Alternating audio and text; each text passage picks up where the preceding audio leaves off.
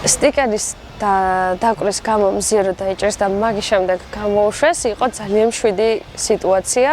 უცებ ატყდა ჩოჩქოლი, გამოვარდა პოლიციელები და დააკავეს ჯერ ერთი გაბაიძე, მეორე. მოხდა ძალიან დიდი ჭყლეტა. ამ ჭყლეტაში მოვყევით ყველა. ფიზიკურად პოლიციელები მიათრევდა ყველას, ვინც ახლოს იყო.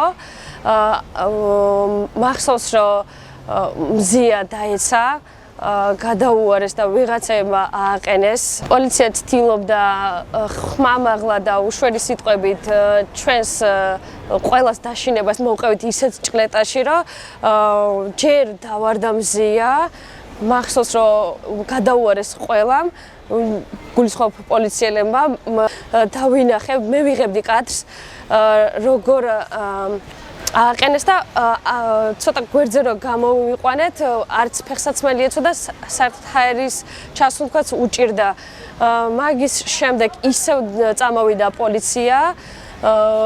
კიდევ ვცდილობდით, რომ განეიტრალებას უკვე არავინ აღარ ცდილობდა, ფიზიკურად გადარჩენაზე ვიყავით ყველა, გვაწვებოდნენ და უფრო დიდი მასა წამოვიდა, იმიტომ რომ გამოცვივდა ყველა პოლიციელი, მიგვათრევდნენ და რაღაცნაირად არ ვიცი დავაღწიეთ თავი და იმდენად ცუდად ვიყავით ჰაერზე რომ ოდნავ გავედი, დავრეკე სასწრაფოში.